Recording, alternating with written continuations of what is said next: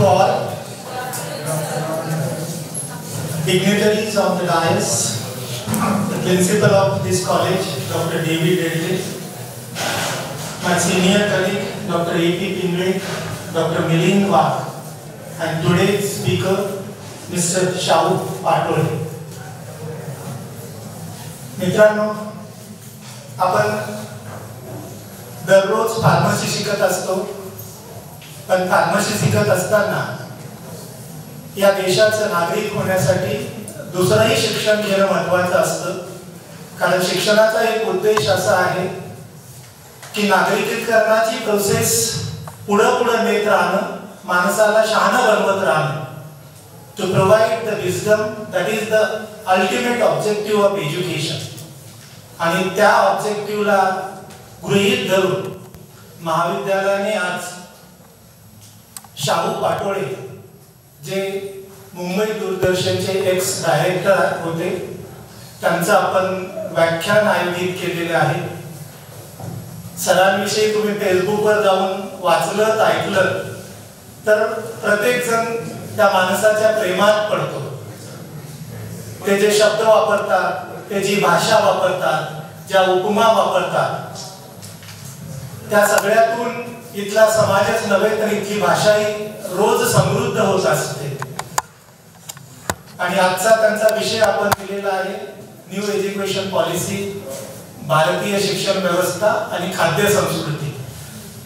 या विषयाला धरून सर आज मांडणी करणार आहेत. मी महाविद्यालयाच्या वतीने त्यांचं स्वागत करतो.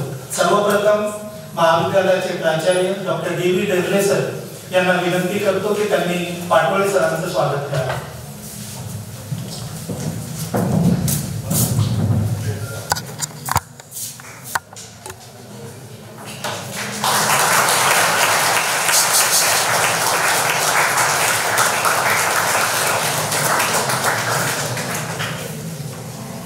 यानंतर डेव्हिड सरांना विनंती करतो की त्यांनी कार्यक्रमाचं प्रस्तावित करावं. आणि डॉक्टर कावळे सर यांनी अतिशय वेगळ्या विषयावर आज आपल्याकडे व्याख्यान ठेवलेलं आहे. आणि त्यासाठी आपल्याकडे शाहू माणिकराव पाटोळे हे मुळगाव, खामगाव, उस्मानाबाद येथून आपल्याकडे आलेले आहेत. आणि ते एक्स डेप्युटी डायरेक्टर दूरदर्शन मधून निवृत्त झालेले आहेत. तसेच त्यांच्यासोबत डॉक्टर घोडेगाव सर आहेत, ते प्रोफेसर आहेत SMRK मध्ये.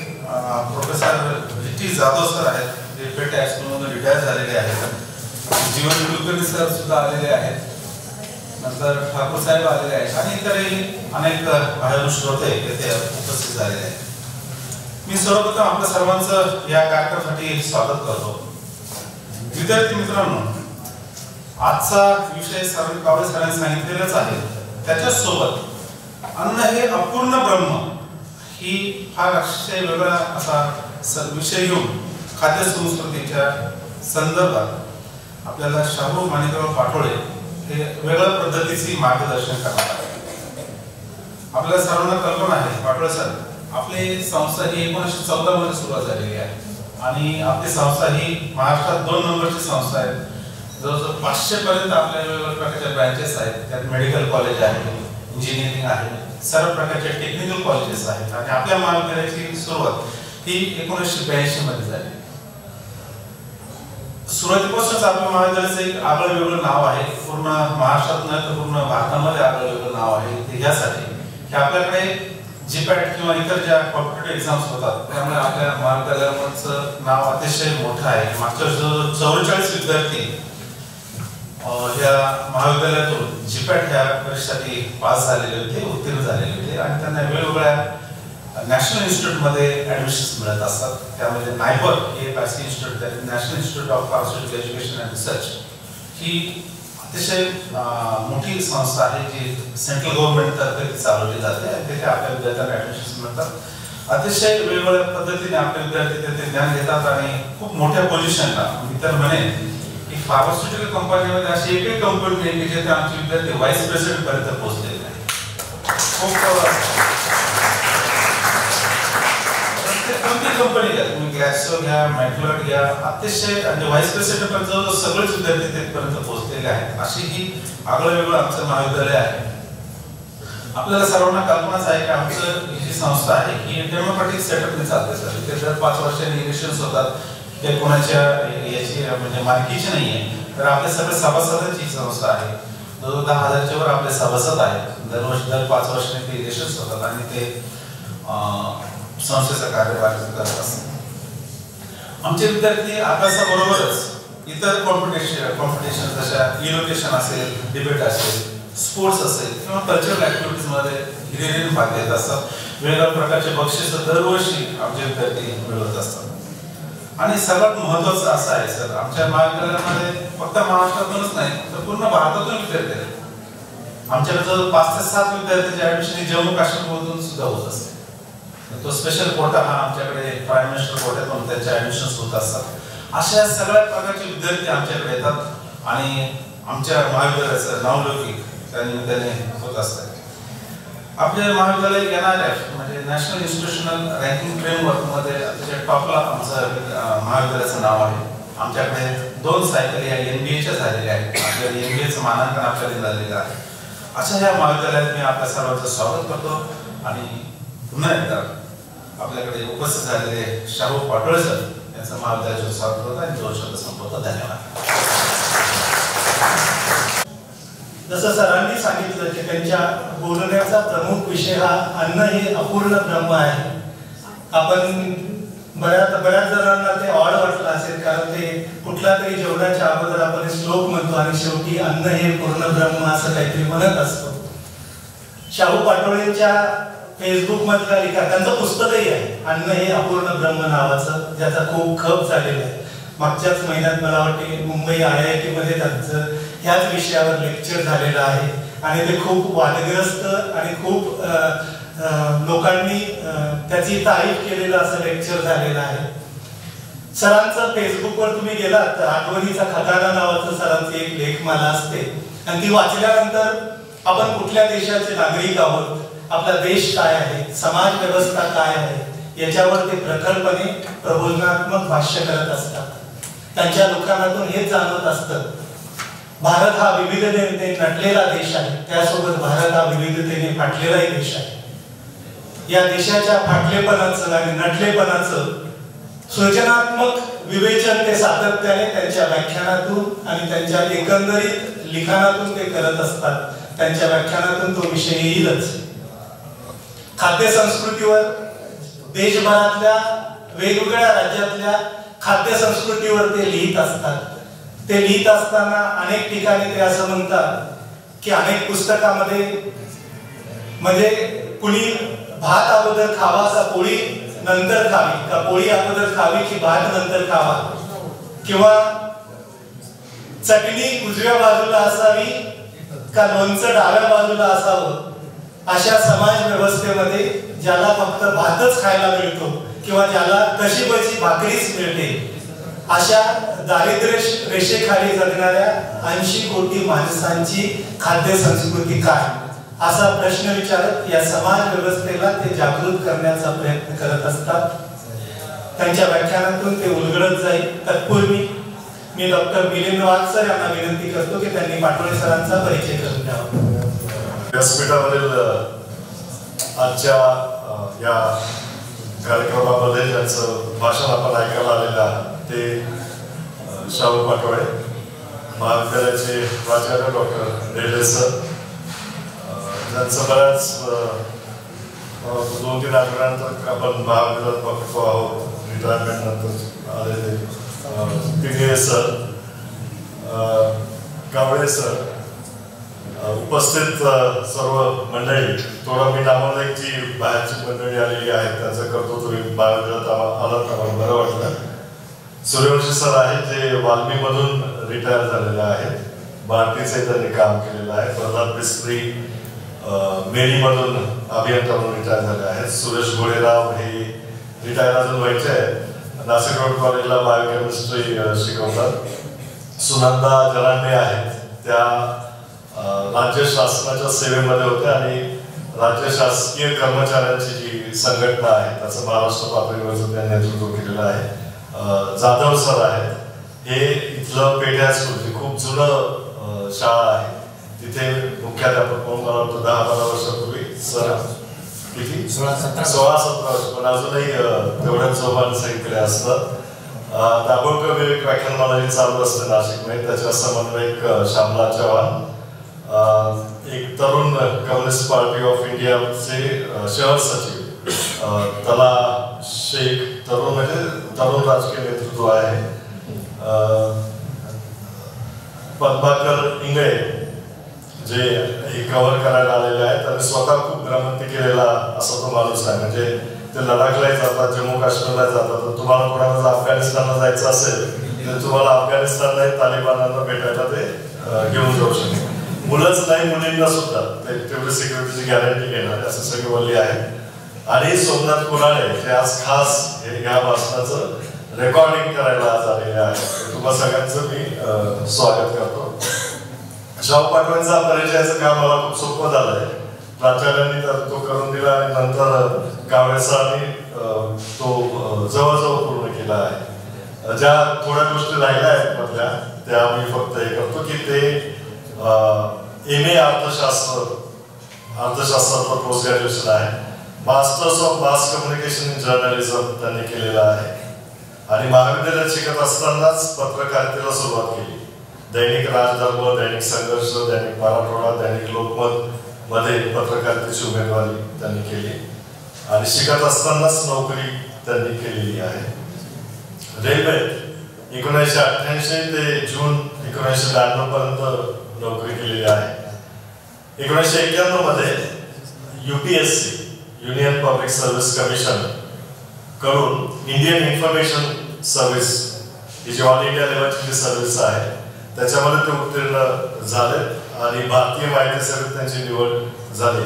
कालच्या व्याख्यानात ते आवर्जून सांगत होते की मी राज्य सरकारचा नाही कर्मचारी, मी वरचा केंद्र शासनाचा कर्मचारी म्हणून रिटायर झालेलो आहे. त्यानंतर प्रेस इन्फॉर्मेशन ऑफ ब्युरो इथे त्यांची कारकीर्द होती. फील्ड पब्लिसिटी, नंतर defence PRO, all India radio Kohima इथे हेड ऑफ न्यूज म्हणून काम केलेलं आहे.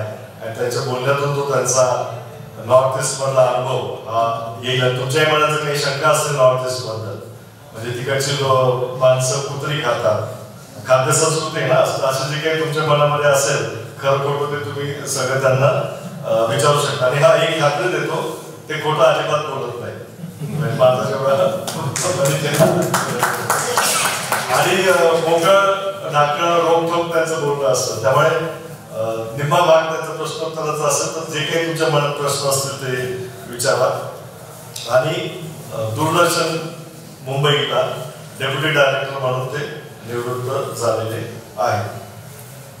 काल त्याच्यावर असतानाच त्यांना एक फोन आला किंवा कोणतरी म्हटलं आम्ही बसलो असताना की सर सेटल कुठे होणार, सेटल झालात का रिटायरमेंट नंतर. त्यांचं उत्तर रिटायर झालेल्या मंडळींना आणि नंतर जे काय होणार आहे त्यांच्यासाठी खूप महत्वाचं आहे. ते म्हणतात की हा सेटलमेंट काय प्रकार असतो.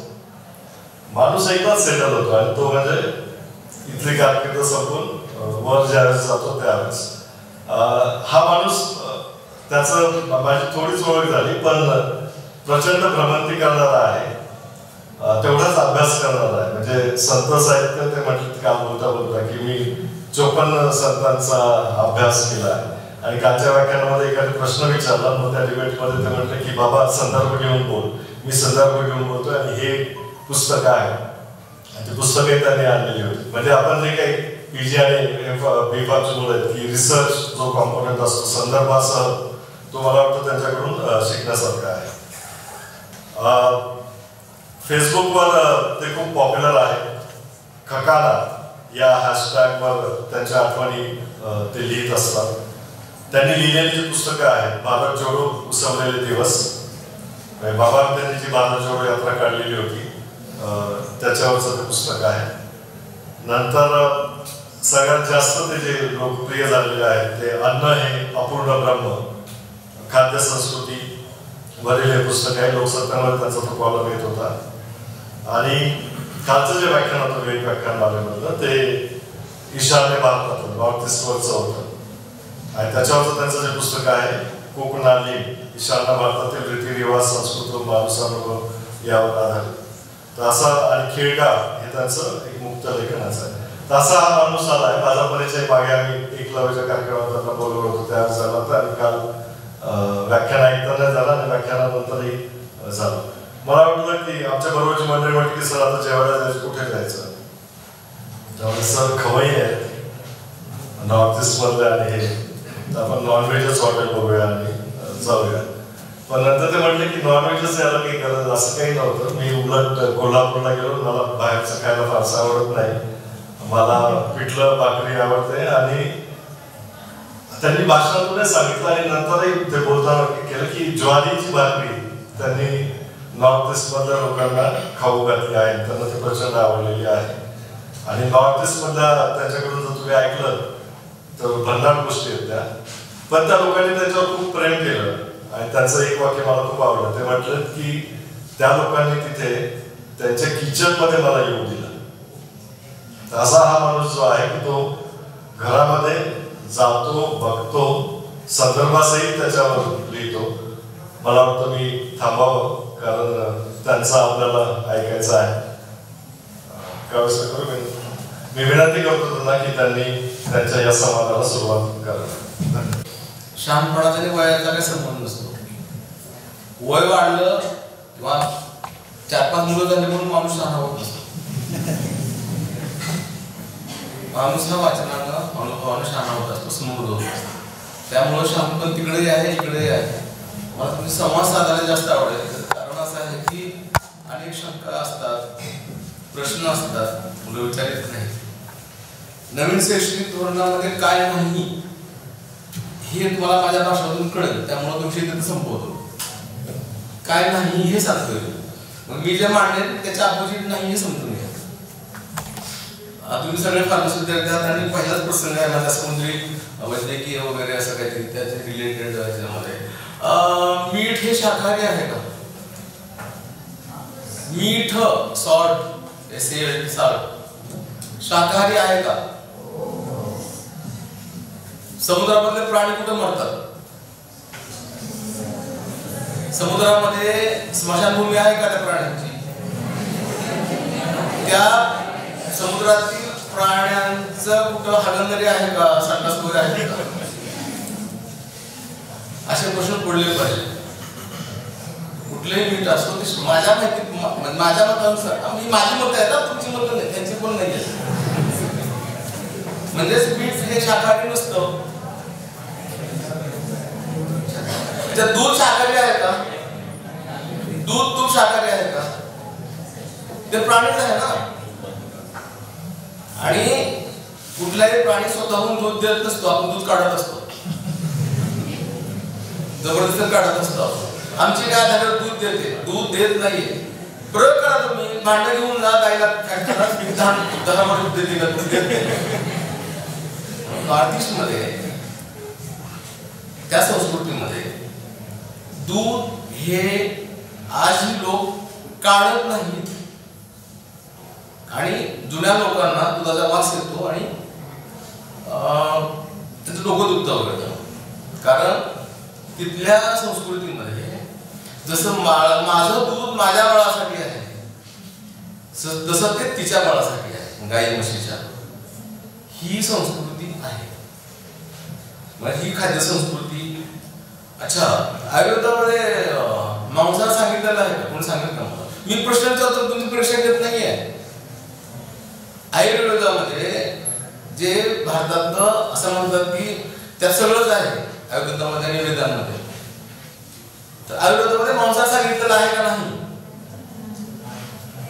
नाही. मग तुम्ही अभ्यास करा चरक आणि सगळ्या संहितांचा, तुम्हाला कळेल आयुर्वेदामध्ये पण मांसाहार सांगितलेला आहे. पण कधी आजारी पडल्यावर त्याला सूप कसं, सूपशास्त्र वाचले का तुम्ही?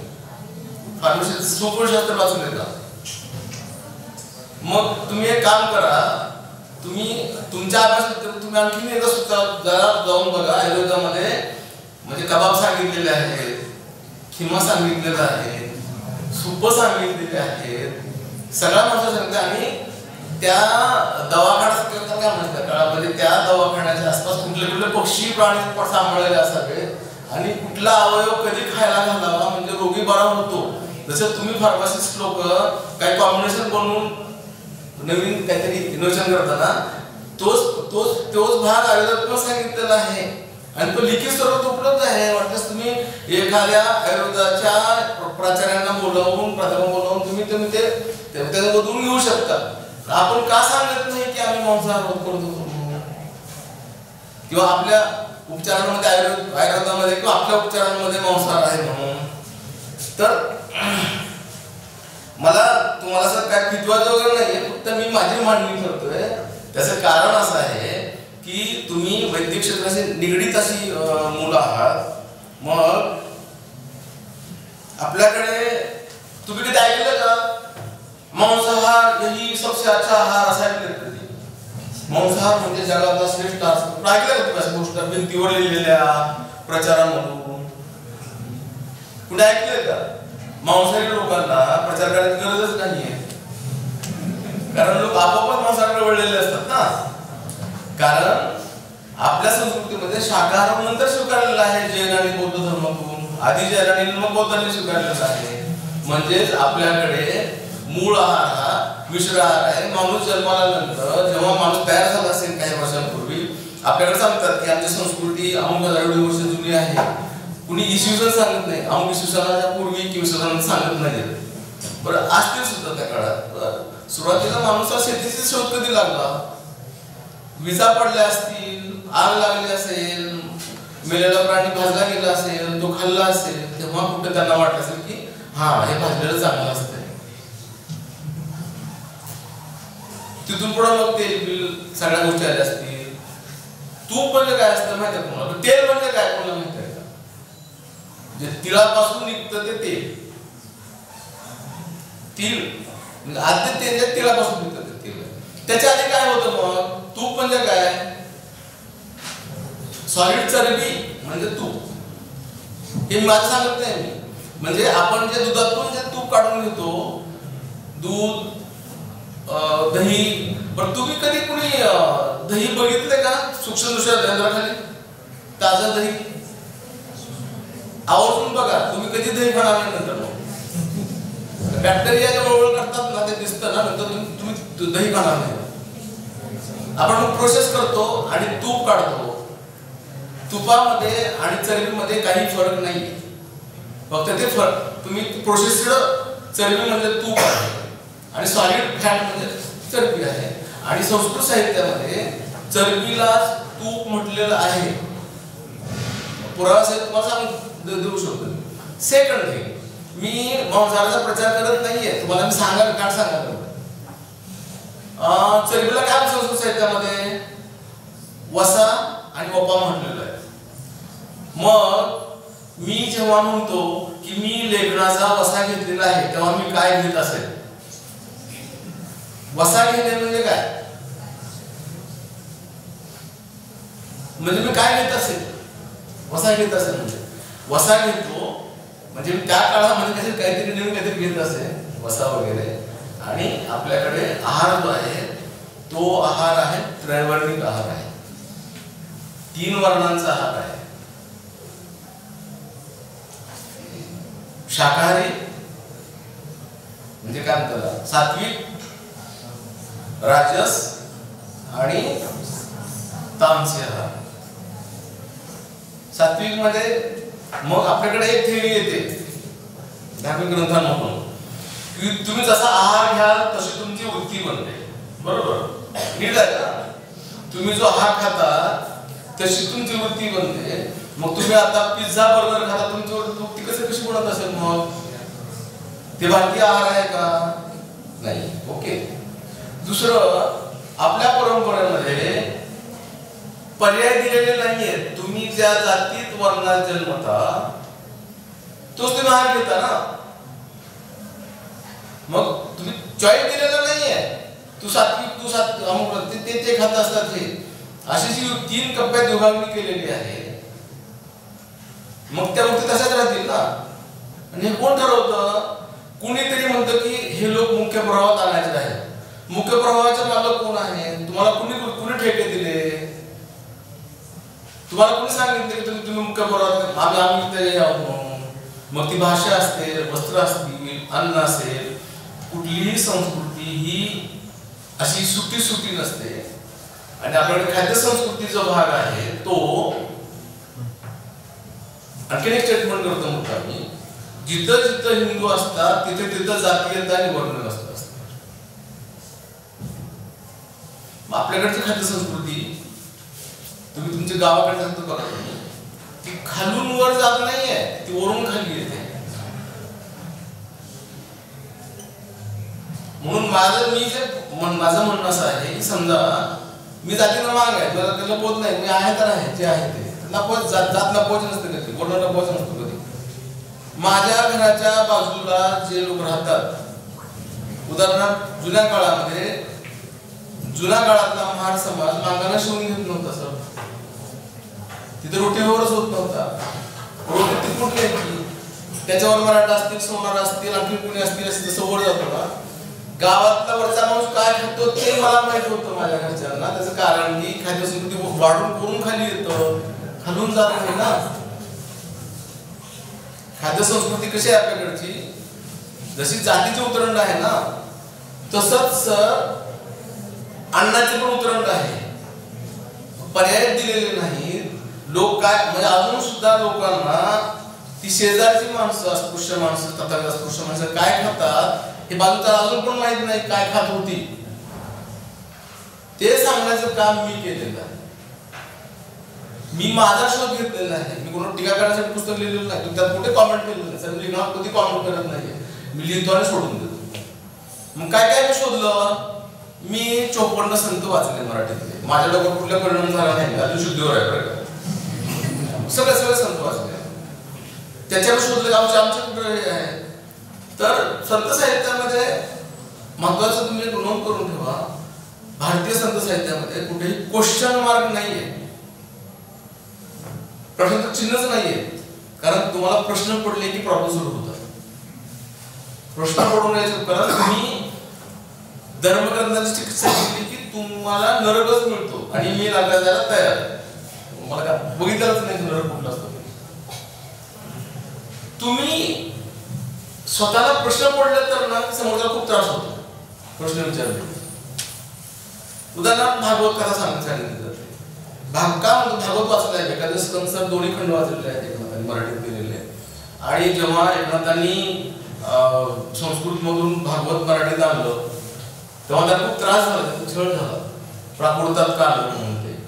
आणि त्यांनी म्हटलेलं आहे की संस्कृत जर देवांची भाषा असेल तर प्राकृत ही काय राक्षसांची भाषा आहे का? ती माझी भाषा आहे. कोण म्हणते? एकनाथ म्हणताय. चक्रधर मराठीतला आद्य ग्रंथ जो आहे तो लीळाचरित्र आहे. चक्रधर मूळ गुजराती आहे, तिथून प्रबोधन करतात. पहिला संत असा आहे की जो खऱ्या अर्थानं क्रांतिकारी संत आहे. मी मराठीबद्दल बोलतोय की ज्यांनी चातुर्वर्ण्य भिक्षा सांगितलेली आहे. सगळ्या जाती धर्माच्या लोकांकडे जाऊन तुम्ही भिक्षा मागा, जे मिळेल ते खा. आणि त्याच्यानंतर जे परिवर्तन संत आहेत कृतीशील ना, शाब्दिक नव्हे, ते मग एकनाथ आहे असे मला सापडलेले. आणि मग सगळ्या एकूण व्यवस्थेला तत्कालीन परिस्थितीमध्ये ब्रिटिश आल्यावरच सगळ्या प्रकारची सरमिसळ झालेली दिसते आपल्याकडे. आणि मी माझा शोध घेत तिथपर्यंत गेलेलो आहे. मग आम्ही काय खायचो लोकांना माहित नव्हतं. इव्हन इतकंच नव्हे तर जेव्हा दलित साहित्य आलं आपल्याकडे 60च्या नंतर दशकामध्ये वगैरे उपराणीपासून सुरू झाली ती हे, त्या दलित साहित्यिकांनी पण तोच गोंधळ करून ठेवला. माझा काही लिहिणं हा क्षेत्र नव्हतं माझं. त्याचा तर उल्लेख येतात की चाण्या, डली, ऊस, काळीज, बोक वगैरे वगैरे, पण ते काय आहे ते नीट सांगत नाही. हे का सांगत नाहीये म्हणून मी डिटेलिंग केलेलं आहे. माझं पुस्तक हे कुक बुक नाही आहे, मी घेतलेला माझा शोध आहे. मग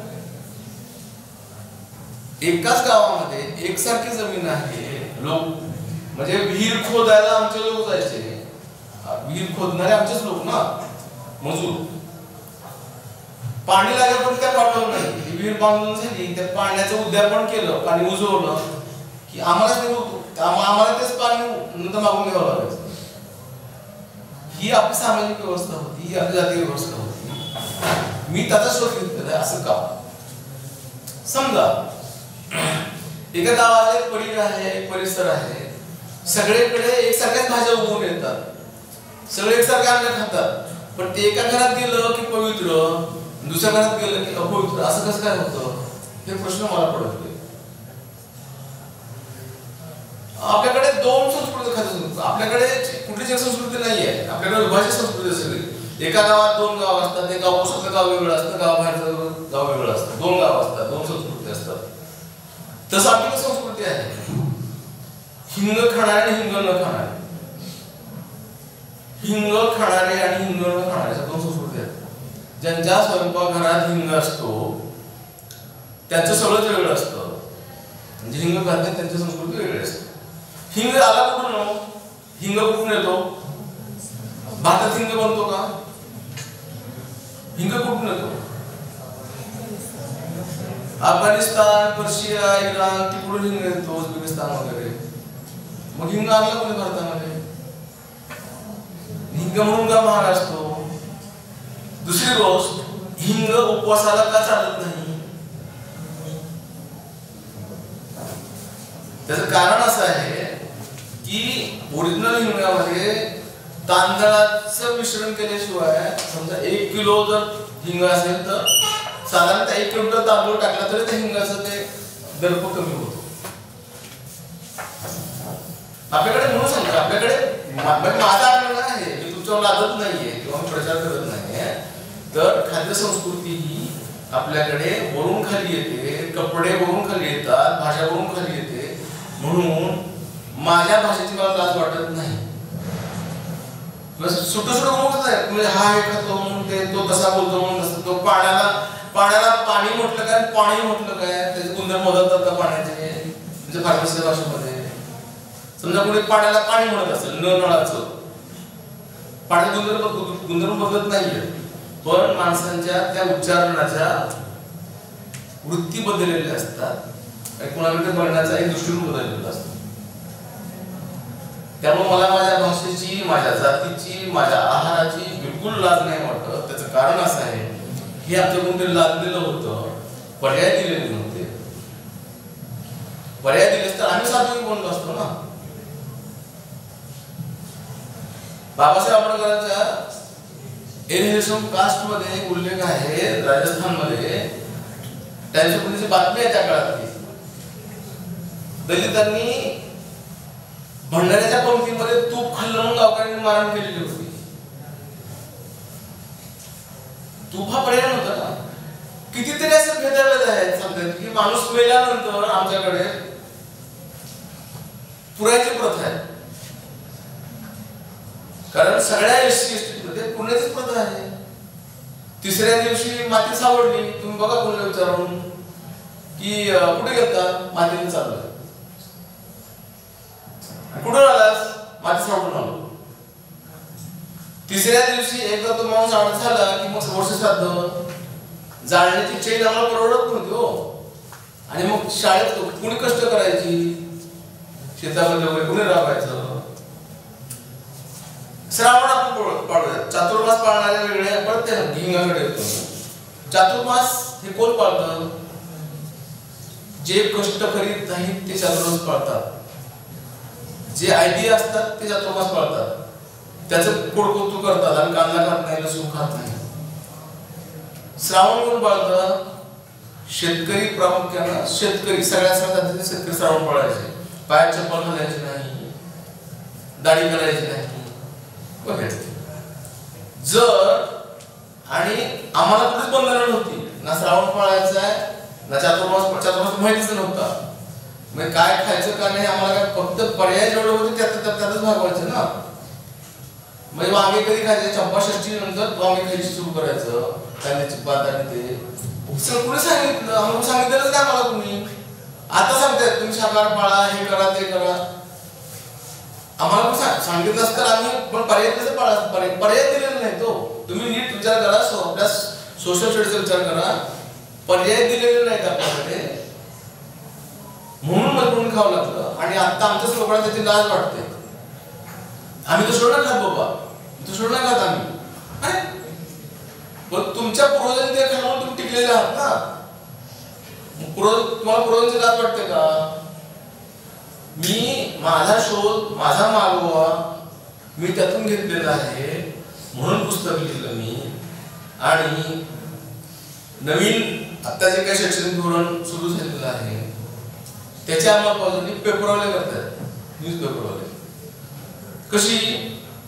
कुठल्याही पेपर काढा, कुठेही मांसाहाराची काही रेसिपी नसते. मी काय म्हणतो, तुम्ही शहामुगाच्या मॉडेलला सांगा, काहीतरी कोंबडीचं सांगा.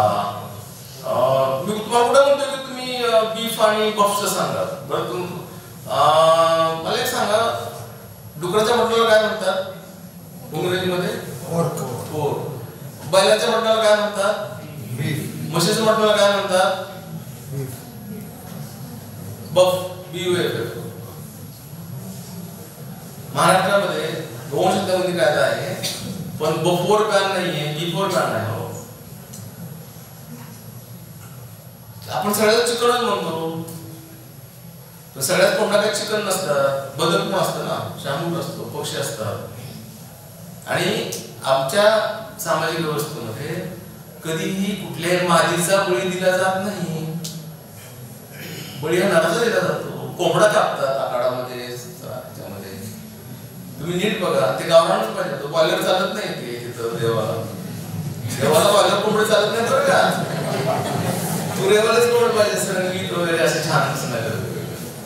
हा सगळ्याचा बघण्याचा दृष्टिकोन आहे. तो कसा की आढळलेली घटना आहे. माझ्या बहिणीची शिक्षिका होती, त्या तिघी मैत्रिणी चाललेल्या होत्या. तिरड्याला माझ्याकडे शिक्षिका होती.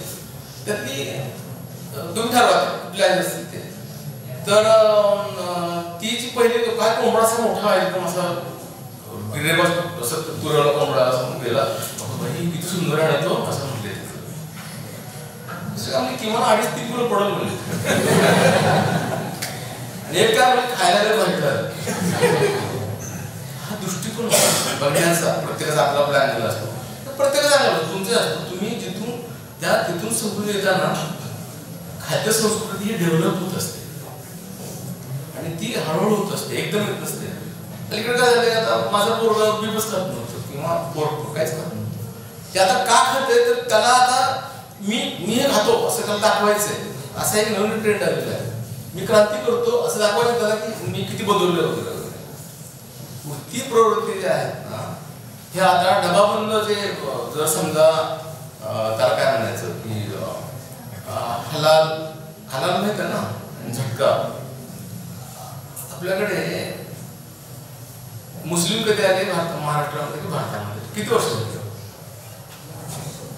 फक्त 1000 वर्ष झाली. आता ह्या वर्षाला 2024ला गजरेवी जो आला होता तो पहिल्यांदा ह्याच वर्षात आला होता. 1000 वर्ष पूर्ण झाले. त्याच्या आधी आपले तुकडे मोठं खाऊन नव्हतं. हा प्रश्न पडत नाही तुम्हाला? अख्खा भारत शाकाहारी होता का? 1000 वर्षापूर्वीची परिस्थिती काय असेल? गाथा सप्तशती वाचले का तुम्ही? गाथा सप्तशतीमध्ये मांसाहाराचे उल्लेख आहे. आपल्याकडे कल्याण नावाची जात आहे, हिंदू खाटीगावची जात आहे, ती काय मुस्लिमांनी तयार केली का? आमच्या खाद्य संस्कृतीचा, आमच्या खाद्याचा मुस्लिमांचा काही एक संबंध नाही. उगीच ते मुस्लिमांच्या नावात बिलं पडू नका संबंध असतात. आमच्याकडे मूळ रूपातच होत ते. काय होतं की ते आता सर बरंच आठवण झाली मला.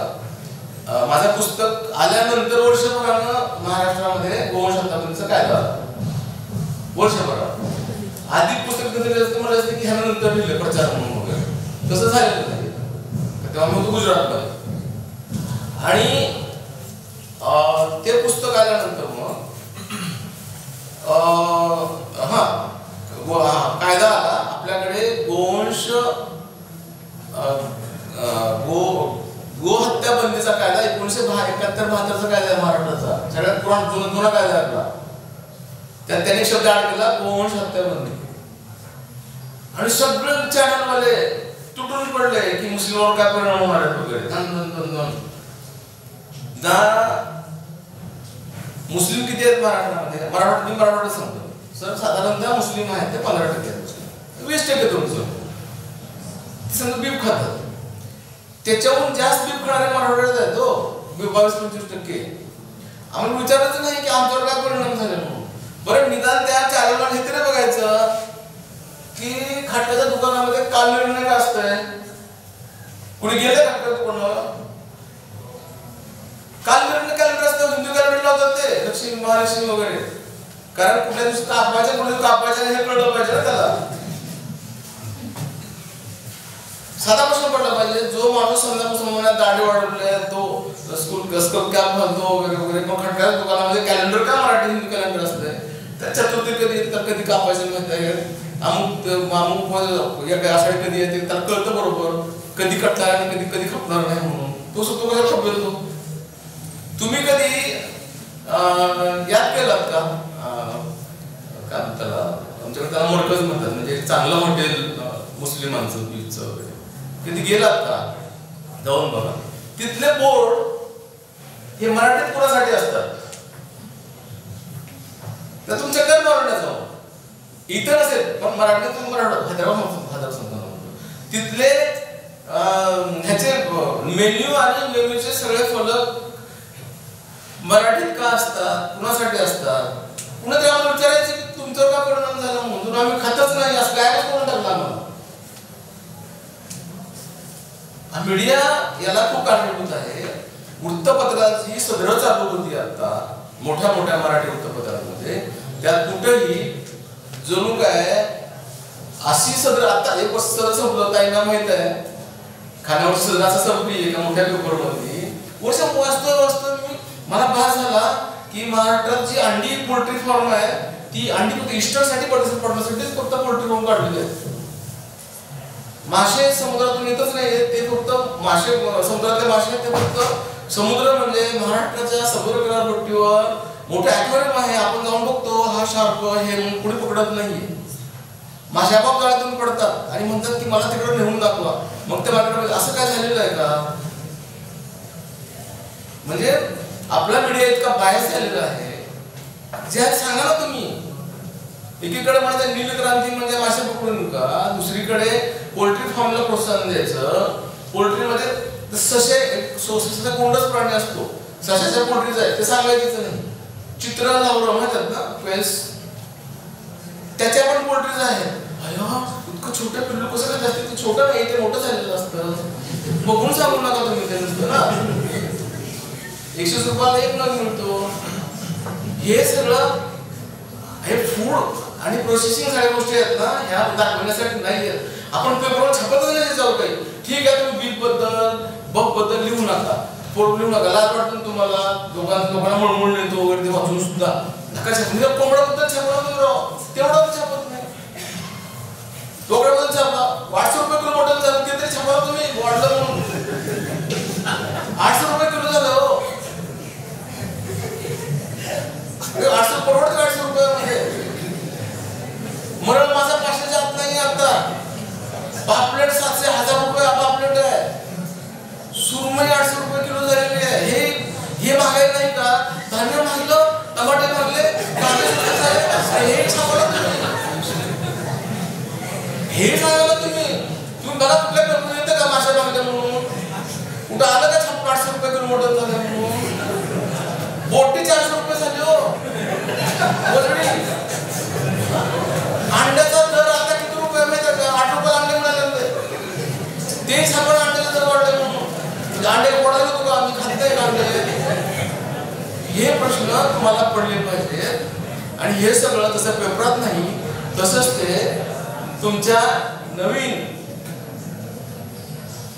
आधी नव्हतं आणि आता येणार नाहीये. सर घड्याळ बघतायत. आता मला वाटतं तुम्हाला 1 वाजता किती सुट्टी होते? ओके, मला तुमची बोलायला आवडेल कारण मी काय बोलत राहीन आणि मी असं कथा सांगत असतो तुम्हाला साठवलं तसं.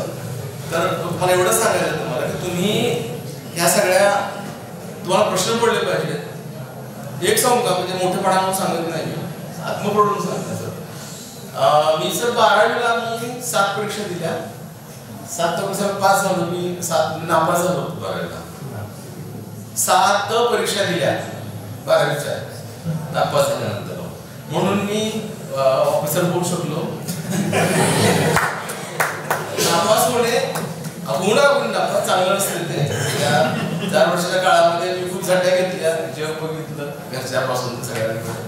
मी का सांगतो तुम्हाला की अनुभव आले पाहिजे.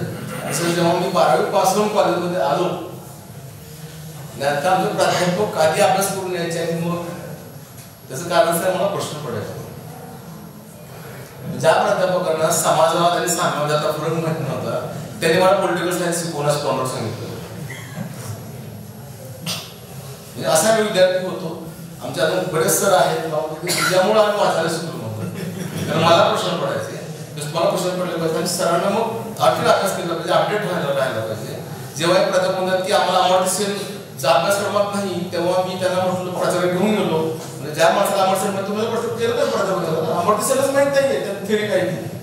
अर्थशास्त्राचा विद्यार्थी आहे, कारण 12वीला मी अर्थशास्त्रात नापास झालो होतो, म्हणून मी अर्थशास्त्र केले. मी अर्थशास्त्र केलं, नापास झालो म्हणून केलं. माझं इंग्रजी नापास होतो, मला मराठीत नापास होतो मी, अजून माझं मराठी करावं. मला तेवढंच सांगायचंय की आत्मप्रवृत्ती झाली, पण विद्यार्थ्यांना प्रश्न पडले पाहिजेत आणि तुम्ही स्वतः अपडेट करत चला. गुगल करू नका. गुगल म्हणजे नाही, ते गुगल म्हणजे ज्ञान नाही. गुगलच्या पुढं जे तुमच्यासमोर त्याच्या पुढं तुमचं थिंकिंग वाढलं तर तुम्ही पुढं जा, नाही तर मग तुम्ही पण रट्टे मारणारे आणि हे करणारे व्हाल, नोकऱ्या कराल आणि असेच मग तुम्ही पण वेटिंग रूम मध्ये बसा. धन्यवाद. आणि मला प्रश्न पूर्ण ब्रह्म म्हणजे काय सर? पूर्ण थाळी असते. काय काय त्यात लोणचं डाव्या बाजूला, चटण्या, कोशिंबिरी, त्याला षडरस होतात ना, षडरस ना, तुरट, खारट, तिखट, आंबट सगळे आले पाहिजेत आणि ते थाळीच पूर्ण पाहिजे, तेव्हा ते पूर्ण ब्रह्म होतं. त्याला वरती सात्विक बनतात. सर आपला पर्यायच नव्हते, आमचं अपूर्ण ब्रह्मच आहे ना अजून सुद्धा. त्यामुळं सर मी अजून पण राईस प्लेट खाऊ शकत नाही थाळीच्या पुढे रेस्टॉरंट मध्ये. सर मी कन्फ्युज होतो की काय खाऊ म्हणून, कारण काहीतरी आपल्या इथे सवय ना. म्हणजे मी ज्वारीचे भाकर आणि खरडा ठेचा त्याच्यावर माझी भूक भागते, मला काही प्रॉब्लेम नाही. तसे असं मी कुटुंब आहेत. आणि सर थाळी हा जो प्रकार आहे ना, तो माझा कन्फ्युज करणारा प्रकार आहे. मूळ चवच कळत नाही. तुम्ही पेशवाईमध्ये वरून वाचली तर मग ते केशराचं पाणी ठेवून बोटं धुवायची आणि मग नवीन वाटेमध्ये हे करायचं, परत एकदा स्वाद घ्यायचा वगैरे, असं सगळं होतं ते. तर केशरचं कुठं आणायचं? केशरचं काश्मीरमध्ये बनतं, इथं बनत नाही ना. केशर कुठून आणणार? मग आम्हाला काय म्हणत होतं सर, प्रत्येक खेड्यातली प्रत्येक बाई सर स्वयंपाकघर हे प्रयोगशाळा आहे. नीट लक्षात घ्या. फार्मर्समध्ये तुम्ही आहात स्टुडंट ना, स्वयंपाकघर सगळ्यात चांगली प्रयोगशाळा आहे असते. माझं स्वतःचं मत आहे. मी स्वयंपाक बनवतो, खिलवतो, मला सगळा स्वयंपाक करता येतो, सगळ्या प्रकारचा. मी प्रयोग पण करत असतो, जसं तुम्ही प्रयोगशाळेत प्रयोग करता. सेकंड थिंग सर की चाणी पोटी किंवा चाटीपोटी, टोणा, गुडसा, धाऱ्या असे सगळे जे सुद्धा आहेत ना, हे मुलावर माहितीच नाही सर. मी भाषेनं समृद्ध आहे. आम्ही तथागत अभिनंदनाची भाषा 100% येते, पण सर माझी भाषा समजा कळत नसेल मराठी माणसाला तर त्याला जबाबदार मी नाही. मी समृद्ध आहे तुमच्यावर, मी समृद्ध आहे कारण माझी भाषा समृद्ध आहे. जे तुम्हाला खुरपं कळत नाही, पहाळे कळत नाही, कुंदा कळत नाही, तुम्हाला खुरपं कळत नाही, तुम्हाला कुत्र्या कळत नाही, कुत्र्या म्हणजे वनस्पती असते, आगाडा कळत नाही, त्याला हत्ती कळत नाही, तिवडा कळत नाही, सर दताळ कळत नाही, त्याला जबाबदार मी आहे का? मी समृद्ध आहे भाषा. आत्ताच्या माझ्या पुस्तक इंग्लिशमध्ये येते अपूर्ण. कारण सर जेव्हा जाणीचे यज्ञ कर्म अन्न नव्हे अपूर्ण ब्रह्म असा जो श्लोक मला आठवला, बोर्डिंग मध्ये असं मी बोर्डिंग स्कूलला वाढलं कसं, तिथे म्हणायला लावायचे अहो पूर्ण ब्रह्म म्हणजे काय? तुरीच्या डाळीचं पाणी त्यात भाकर कुस करायची, वरपायचं त्याला ते कसं पूर्ण ब्रह्म असेल असं? मग जे घरी तेच दारी ना, मग पूर्ण ब्रह्म द्या ना तुम्ही आम्हाला. त्या संस्कृत श्लोकाचे तुम्ही पूर्ण म्हणता असं, ते पूर्ण ब्रह्म हे काही लोकांसाठी होतं, सगळ्यांसाठी नव्हतं, आणि त्यात आम्ही कुठंच नव्हतो. म्हणून सर त्याला पूर्ण ब्रह्म हे नाव दिलं. आणि जगलो ना सर, जगलो ना, कारण त्या आहाराची आम्हाला सवय झालेली आहे. आता मी दुधाचं काय खाऊ शकतो, तसं मला उलट्या होतात, वास माझ्या मुलांना पण जेनेटिकली तयार झालेलं, माझ्या मुलांना पण दुधाचं काही सहन होत नाही. तुपाचा घाणेरडा वास येतो आम्हाला, घाणेरडा तुपाचा वास मला घाणेरडा वाटतो. मी ताक पिऊ शकतो, दूध नाही पिऊ शकत, कारण ताक सर वाढून यायचं ना. संस्कृती खाली येणार संस्कृती आहे, खालून वर जात नाही एखाद्या भाषेमध्ये. म्हणजे आपल्याकडची कुठलीही व्यवस्था, सामाजिक व्यवस्था ही सगळं बोलून स्वीकारण्याची आहे. आणि मला बामण होण्याचे वेळ लागलेले असतात खालच्या माणसाला. मग आम्ही हे खात नाही, आम्ही ते खात नाही. सर जात सुटत नसते. तुम्ही रोज तुपाला आंघोळ करा, चांगलं घाला सर, तुम्ही माग म्हणजे मागच असता, तुमची जात जात नाही. कारण आपल्याकडे जोपर्यंत लग्नाच्या गाठी देव स्वर्गात जातीत बांधत नाही तोपर्यंत प्रॉब्लेमच आहे. आपल्याकडे काय म्हणतात की लग्नाच्या गाठी देव स्वर्गात बांधतो म्हणे, पण जातीतच काय बांधतो, त्याच्या कॉम्प्युटरमध्ये प्रॉब्लेम आहे काही. तुम्ही भाषा प्रश्न पडला पाहिजे तो. देव बांधतो तर मग जातीतच का बांधतो, नात्यात का बांधतो, मग तो खालचा ते वरचा असं का बांधतो. देवाला एवढं कसं कळतंय की ते बसून की आता जन्मला त्याचं पुढे काढण्याचा बांधली पाहिजे म्हणून. म्हणजे आंतरजातीय विवाह जे करतात प्रेम वगैरे, देव तुम्ही कन्फ्युज होतो तिथं करायचं काय. कारण ती माणसं प्रश्न पडलेले असतात, तसं प्रश्न पडले. ठीक आहे सर. आणखी कोणी विद्यार्थ्यांना प्रश्न विचारायचे? सर एक छोटीस मला असं म्हणावंसं वाटलं की तुम्ही म्हणालात की मराठीमध्ये बोर्ड कोणासाठी असतात, जिथे बीफ मिळतं तिथे. मला वाटतं की या भाषेचा आणि धर्माचा आणि जातीचं जरा कन्फ्युजन होत आहे. नाही, कन्फ्युजन धर्माचं काहीच नाही. कारण मला कळलं बरं का, मी हे बोलतोय बिस्मिल्ला करणार.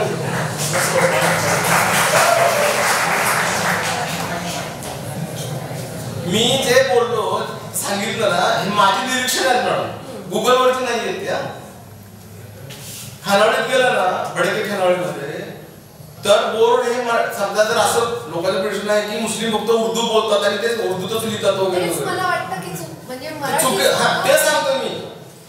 ते खाने का बेहतरीन मरकज असतो ना, तिथं बघा तुम्ही. जर तिथं फक्त मुस्लिम जात असतील तर मग मराठीत बोर्ड का लिहायचे, म्हणजे खाणारे लोक आहेत ना. पण सगळे मुस्लिम उर्दूच बोलतात का आणि वाचतात? नाही नाही नाही, असं लोकांच्या मनामध्ये बसलेलं आहे की मुस्लिम म्हणलं की हा उर्दूच बोलतो, तो रोज मोडलच होतो. अहो परवडत नाही मॅडम. ती मी जातो माझ्या मित्रांकडे, 20 रुपयाचा म्हटलं, 20 रुपयाचा म्हटलं, 20 रुपयाचा लिटरली 20 रुपयाचं एवढं जातं ते. मोठ्याचं म्हटलं तरी तुम्हाला माहिती का आता नाही ना. ओके बघा, हाटी 220, हाटीवाला 200.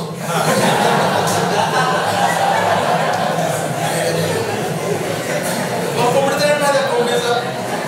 नाही. तुम्हाला पाथर्डी कोंबडी माहिती आहे का? मला कडकनाथ माहिती आहे. कडकनाथ नाही, पाथर्डी कोंबडी माहिती आहे तुम्हाला? मॅडम इतकी फसवणूक झालेली आहे. गावरान म्हणून तर रंगीत कोंबडी ठेवतात, ते गावरान नसतं, तुमच्याकडचीच पाथर्डी आहे. चोच बघा, त्याची चोच कापलेली असते. जन्मताच त्या हे करोडे नाही का, मग हे पण करोडेच आहे ना. दूध काढणं जर करोडे आहे, तसं त्या कोंबडीच्या पिलाची लहानपणीच तुम्ही आता कधी गेलात आवर्जून कोंबड्या दुकानावर, तिथं बघा तुम्ही रंगीत कोंबडी ही गावरान कोंबडी आलेली नाहीये, तिथं पण डुप्लिकेट आलेले असतात. आणि कोंबड्यांमध्ये 2 प्रकारचे कोंबड्या असतात बॉयलरमध्ये सुद्धा. एक असते अंडे देऊन म्हातारी झालेली, आणि एक असते फक्त मांसासाठी तयार केलेली, जी 4.5-4 महिन्यात 2.5-3 किलोची बनते. असे त्यातले भेदाभेद आहेत. कसं माहिती का, मला मी आहे मराठवाड्यात, आमच्याकडे प्रॉब्लेम असा आहे की मुसलमान म्हणजे फक्त उर्दू बोलतात, ते 24 तास मांसाहार करतात. जसं नागांबद्दलच झालेलं आहे, ते काही खातात असं नाहीये. त्या वाटीमध्ये एवढं काहीतरी असं अमाऊंट असतं, बाकी सगळा भात उकडलेल्या भाज्या असं सगळं असतं ते. त्यामुळं मी हे मुद्दाम का सांगतो की मग कॅलेंडर तिथं का ठेवतात फटक्याच्या दुकानामध्ये, हिंदू कॅलेंडर का असतात, तर त्यांचा व्यवसाय आहे. त्यांना कळतं चतुर्थी कधी आहे, अंगारकी कधी आहे, आज कापायचे की नाही, लोक खातील की नाही. आषाढ महिन्यामध्ये कोंबडीचे दर मॅडम 80 रुपये किलो होता तो. मग तेव्हा माणसाने खावा असं म्हणत असतो, प्रोटीन्स मिळतील स्वस्तात झाले म्हणून.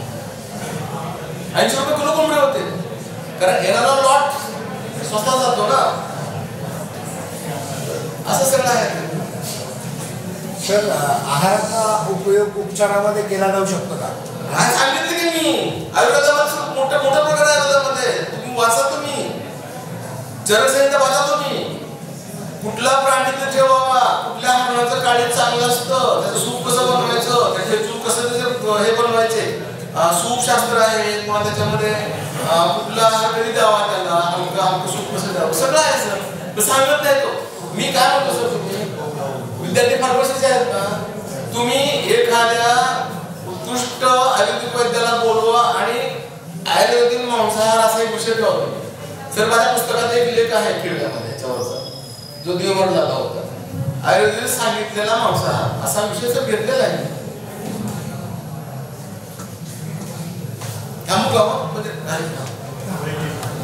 जे कमवत नाही तर मग चातुर्मासाचे नियम काय की आहे काय चातुर्मासामध्ये? मला चातुर्मास ही उचललेली संकल्पना आहे जैनांची आणि बौद्धांची. कारण त्या काळामध्ये श्रम निघायचे आणि लेणी जी आहेत ना सगळी तिथं थांबायचे ते. कारण त्या काळामध्ये आहार कमी मिळायचा, शेतकऱ्यांवर त्याच्या उत्पादकांवर आपलं विनाकारण दबाव पडू नये म्हणून ते एका ठिकाणी 4 महिने थांबायचे आणि तो आहार मित आहार करायचे त्या काळामध्ये. एकतर पावसाळ्यामध्ये दूषित वातावरण हे बरोबरच आहे आणि पावसामुळं ते लोक बाहेर पडू शकत नव्हते, एका ठिकाणी ते वास करायचे. तिथून चातुर्मास आली. चातुर्मासी संकल्पना हिंदूंची नाहीये, चातुर्मासी संकल्पना ही जैन आणि बौद्धांची आहे. मग त्याला पुढंच कर्मठ करण्यात आलं की मग हे खाल्लं नाही पाहिजे, कांदा नाही खायचा, आमूक नाही खायचं, वातूळ खायचं नाही वगैरे वगैरे. त्याला धर्माशी जोडण्यात आलं. ऍक्च्युअली ही परंपरा जैन आणि बौद्धांची होती आणि ती परंपरा का होती तर त्या वाटेने जात असताना मग ते एका ठिकाणी 4 ठिकाणी वास करायचा आणि लोकांना त्रास होऊ निषेध करणार. कारण त्या काळामध्ये नवीन पीक आलेलं नसतं म्हणून ती परंपरा सुरू झालेली आहे. त्याला धर्माची जोडायची गरज नव्हती मुळामध्ये. ते कुणीतरी स्वीकारलं आणि त्याला पुढं चातुर्मास म्हणून घेऊन गेले. आणि दुसरी गोष्ट, चातुर्मास ते लोक पाळतात की जे शेती करत नाही, शारीरिक कष्ट करत नाही, जे लोक कुठल्या सुरुवाती ऋषी पौर्णिमेवर हल्ली करतात, बैलाच्या कष्टाचं काय खायचं नाही असं जे काय असतं, तर ते नंतर जोडल्या गेलेल्या गोष्टी आहेत. पण ते सगळे कॉपी आणि पेस्ट केलेलं आहे, ते पेस्ट होत चाललेलं.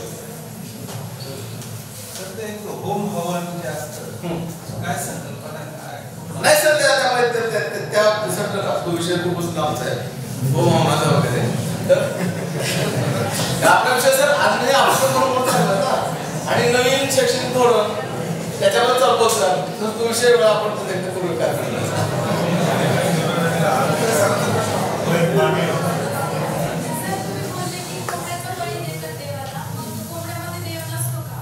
कशामध्ये? अहो ताई,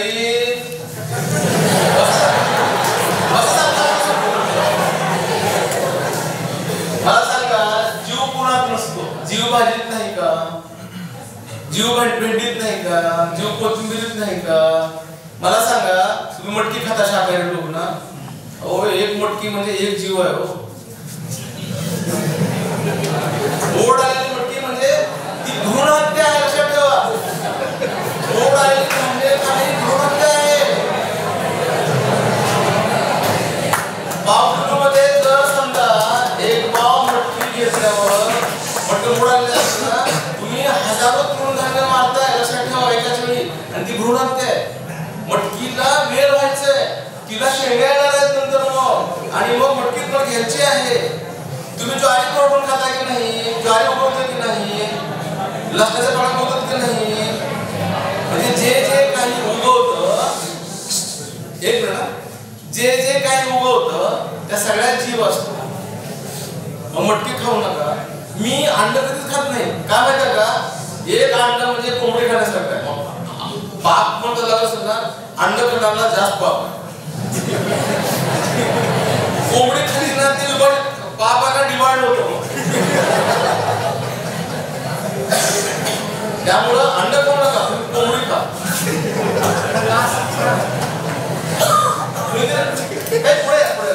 पुढे आवाज येते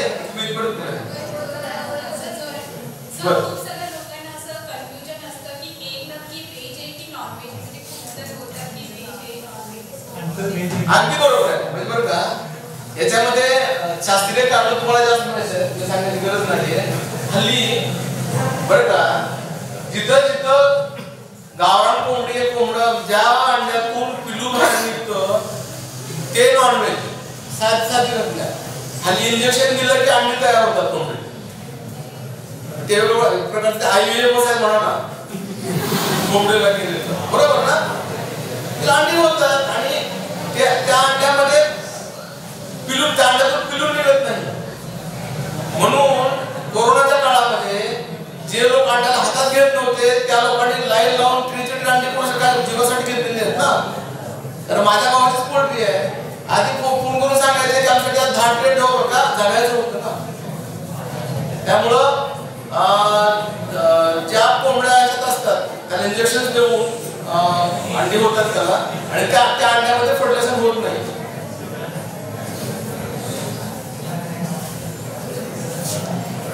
या देशाची खाद्य संस्कृती आमच्या समोर उलगडली. समाज व्यवस्थेमध्ये राहत असताना तो समाज अनेक अंगाने सगळ्या बाजूने समजून घेण्याचा प्रयत्न आपण केला पाहिजे. माणसाला प्रश्न पडले पाहिजे आणि ते प्रश्न आपण विचारले पाहिजे. जोपर्यंत माणसांना प्रश्न पडत नाही त्या माणसाला शहाणपण लाभत नाही असं अनेक ठिकाणी ते सिद्ध झालेले आहे. या व्याख्यानातून आपण अनेक गोष्टी समजून घेण्याचा शिकण्याचा प्रयत्न केलेला आहे. एवढंच नव्हे तर शिक्षण व्यवस्थेवर भाष्य करत असताना विद्यार्थ्यांनी शिक्षकाला प्रश्न विचारले पाहिजे. ज्या विद्यार्थ्याला प्रश्न विचारता येत नाही त्याला शिकण्याची प्रक्रिया समजलेली नसते आणि ज्या शिक्षकाला विद्यार्थ्याच्या प्रश्नाचं उत्तर देता येत नाही त्या शिक्षकाला शिक्षकी पेशा कळलेला नसतो. या अनुषंगाने आपण भाष्य केलं. सरांनी बोलत असताना चिकन आणि इनविट्रो फर्टिलायझेशन वगैरे याच्यावर बोलले. सर त्यांच्या आठवणीच्या कथानामध्ये एक अनुभव लिहिलेला आहे. त्यांच्या दुसऱ्या मुलीच्या जन्माच्या वेळेस जेव्हा ते डॉक्टरकडे त्यांच्या पत्नीला घेऊन गेले तेव्हा डॉक्टरने विचारलं की सोनोग्राफी करून सेक्स चेक करायचं आहे का. तर त्यांनी त्या डॉक्टरला विचारलं होतं जर सोनोग्राफी करून याचा सेक्स बदलता येत असेल तर चेक करा. तर असाही प्रश्न विचारणे आहे. दुसरा एक आठवलेलं की त्यांनी पुण्यातल्या रेल्वे स्टेशनच्या अनेक कथा लिहिलेल्या आहेत. शेलूच्या रेल्वे स्टेशनच्या अनेक कथा त्यांच्या कथाण्यामध्ये लिहिलेल्या आहेत. त्या तुम्ही वाचा. तुम्हाला कळेल की समाज व्यवस्था समाजाकडे माणूस म्हणून कसं बघता येतं आणि समाजाला कसं शिकता येतं. देवाला आंघोळ घालण्याचा एक प्रकार त्यांनी केलेला आहे. ते त्या कथेमध्ये असं लिहितात की माझ्या आईने सकाळी सकाळी ते मरियाई आणि मसोबा असे 2 देव वापरले. ज्या देवाला आंघोळ घाल स्वतःला करता येत नाही त्याला आंघोळ घालायला माझ्या आईने पाठवलं. 5 नैवेद्य दिलेले होते. 3 देवच होते. तिघांना खाऊ घातलं. दोघांचं काय करायचं म्हणून मीच खाऊन घेतलं. तर अशाही कथा तुम्हाला त्यांच्या त्या कथाण्यामध्ये वाचायला मिळतील. धन्यवाद सर. एक वेगळा अनुभव.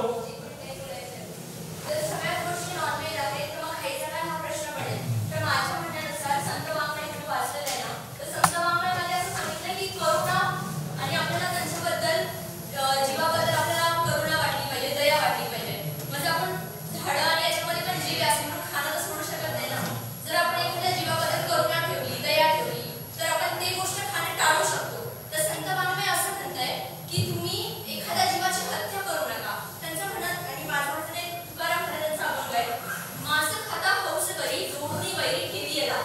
कोण त्याची करील कीव जीवे जीवन येईल पुढीलांसाठी पाजरी सुरी आपली चोरी अंकुळी कुटीची हाडे आपल्या नाडी रडेल. तर संत वाङ्मय प्रत्येक संत वाङ्मयात वेगवेगळ्या सांगितलेले भगवद्गीता वाचल्यानंतर कर्म आणि नॉनव्हेज वगैरे हा सगळे प्रश्न सुटतील आणि धर्माला याच्यावर धर्माचा आणि जेवणाचा याचा सगळा संबंध सुटून जाईल असं मला वाटतं.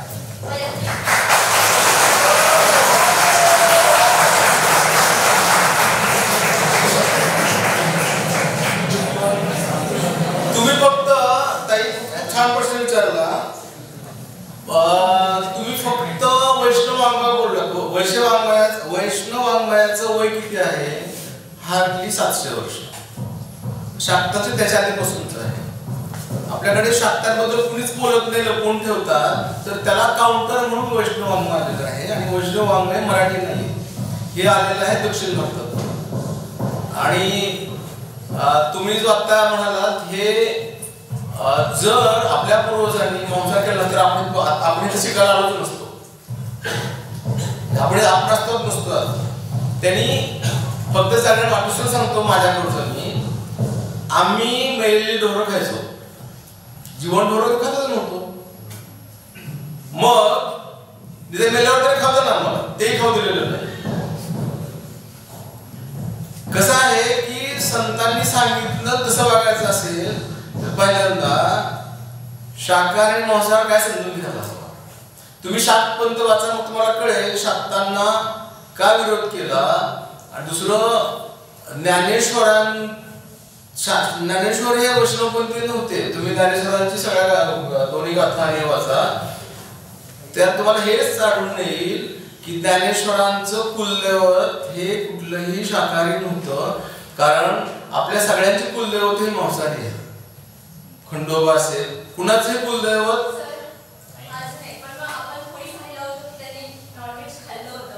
कुणी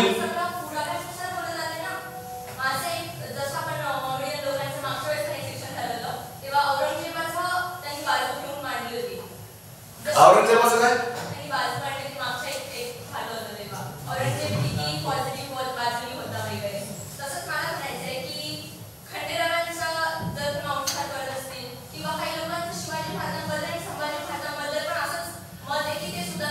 नाही, मी इतकं अलीकडचं बघत नाही, मी खूप पलीकडचं बघतो. औरंगजेब आता आलेलं आहे. आपल्याकडे काय होतं माहिती का ताई, इतिहास आपला सुरू कधी होतो मुस्लिम आल्यापासून. त्याच्या आधी भारतात माणसं नव्हती का? यादव कोणाशी लढत होते? यादव कुठले? देवगिरीचे. मी काय बरं, मराठी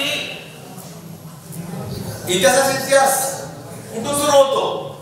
मुस्लिमांपासून सुरू होतो. मलिक अंबर पासून मराठी लोक सुरू होते. त्याच्या आधीच काहीच नाही, पुरावेच नाहीये, आपण नोंदी ठेवलेलं नाहीये मुळामध्ये. हे खूप अलीकडची गोष्ट आहे. आणि मलिक अंबरनं खऱ्या अर्थानं पहिल्यांदा मराठी इतिहासाची आणि सत्तेची बातमी सुरू केलेली आहे, हे समजून घ्या. औरंगजेब नंतरची गोष्ट आहे औरंगजेब. आणि मुस्लिमांचा आणि आमच्या खाद्याचा काहीच संबंध नाहीये. मी मग ते सांगतो बघापासून. खाद्य संस्कृतीचा, आमच्या खाद्य संस्कृतीचा, भारतीय खाद्य संस्कृतीमध्ये जे बब जरा काय नव्हता पोर खाण्याचा आहे. कारण भारतातल्या सगळ्या SC आणि ST जमाती या मांसाहारीच होत्या. बिघडून नंतर ते शाकाहारी झाले, माळा घालले. मला सांगा, जर तुळशीची माळ गळ्यात घालून आम्ही खात नाही तसं दाखवायची गरज काय? खाऊ नका ना.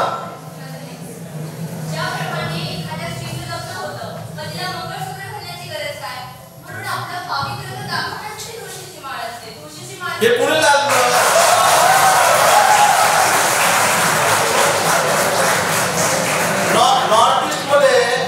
नॉर्थ ईस्ट मध्ये जर तुम्ही गेलात तर तुळस ही मटणात वापरली जाते आणि बेल पण मटणात वापरलं जातं. त्याचं कसं करायचं मग? पिझ्झामध्ये पण वापरलं जातं. नाही, ह्याचं काय करायचं मग?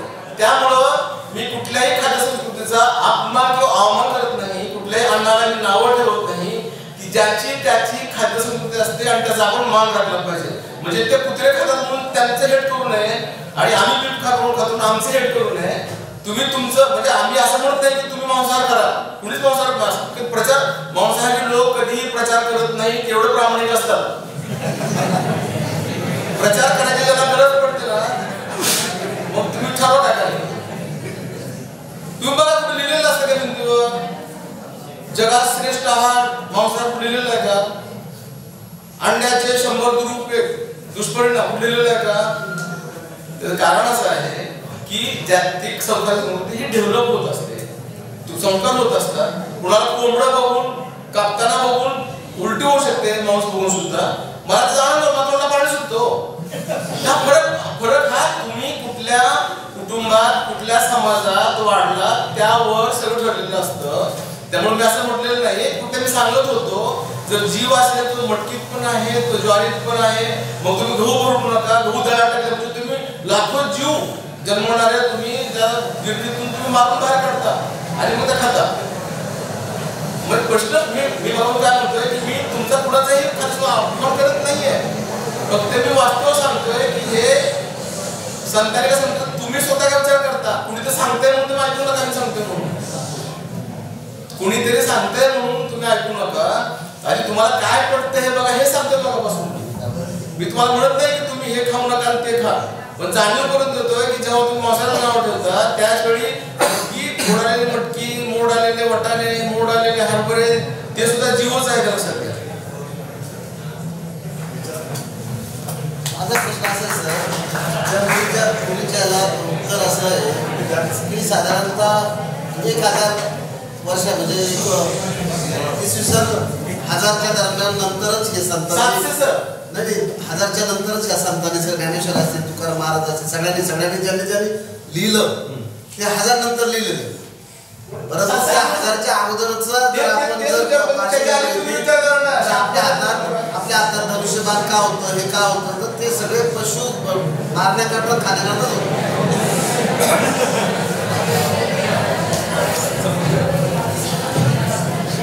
धन्यवाद सर.